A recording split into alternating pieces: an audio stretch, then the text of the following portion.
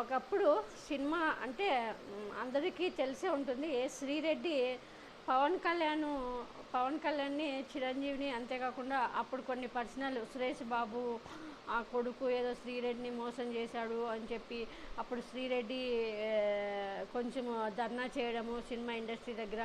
ఆ ఫ్యామిలీ పవన్ కళ్యాణ్‌ని వాళ్ళ అమ్మని తిట్టడము, పవన్ కళ్యాణ్ వాళ్ళని తిట్టడము అవన్నీ చూసాం మనము. అప్పుడు అది పర్సనల్. అది అంటే పవన్ కళ్యాణ్ తిట్టినప్పుడు మీరు ఆ అమ్మాయిని మీరు ఏదైనా ఉంటే ఆయన అక్కడికి ఆ అమ్మాయిని వేధించి ఏపీలోనే సమైకాంధ్ర ఉన్నప్పుడు అప్పుడు ఆమెను ఇక్కడ లేకుండా చేసి చెన్నైకి పంపించేశారు. అది అందరికీ తెలిసిన విషయమే.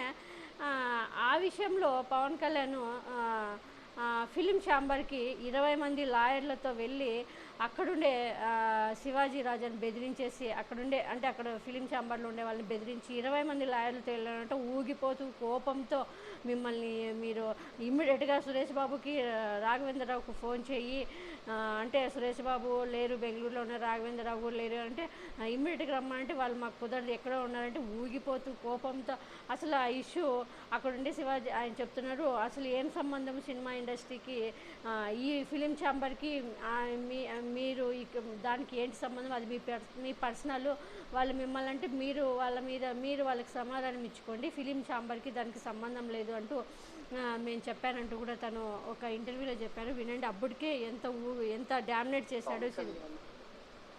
పవన్ కళ్యాణ్ ఒక రోజు వచ్చి ఆఫీస్కి వచ్చి గొడవ చేసేందుకు గొడవ చేసి నెక్స్ట్ నేను ప్రెసిడెంట్గా ఉన్నాను నేను అన్నాడు.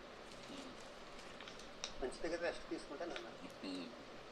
ఇదే మాట బాగా గొడవ చేసి ఆయన ఎందుకు వచ్చాడు, ఎందుకు గొడవ చేశాడు ఇప్పటికీ నాకు క్లారిటీ లేదు. ఏదో కోపంతో వచ్చాడు. ఫోన్ చేయి రాఘవేంద్ర, ఫోన్ చేయి సురేష్ బాబు, ఫోన్ చేయి ఈ రెండే అన్నారు. ఇద్దరికి ఫోన్ చేశాను. రాఘవేంద్ర లేదు, సురేష్ బాబు బెంగళూరులో ఎక్కడ ఉన్నారు అని చెప్పి ఎంత ఎమోషన్ అతను ఎమోషన్ చూస్తున్నాగా.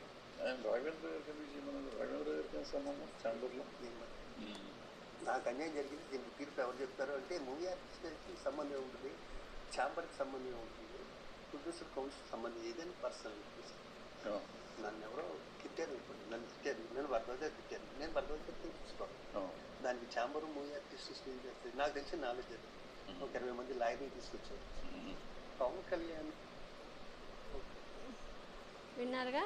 ఇది పర్సనల్ విషయాలను కూడా ఛాంబర్లో ఆయన చూశారు. అప్పుడే సినిమా ఒక ఎంత ఊగిపోతూ ఉంటాడో అప్పుడు కూడా ఒక ఫంక్షన్లో కూడా దిల్ రాజు మీద ఎలా ఎగిరాడో మనం చూసాను. ఇప్పుడు కూడా ఊగిపోతూ ఏదేదో ఇంకా ఆయన తాగేసి జగన్మోహన్ గారిని తిట్టడము అదంతా చూస్తూనే ఉంటాము.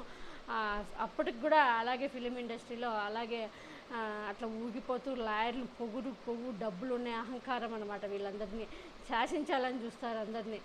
అలా ఉంటుంది. చూడండి ఎంత బెదిరించాడో. 20 మంది లాయర్లు వేసుకొని పోయి అంటే డబ్బు ఉంది అని ఒక అహంకారం.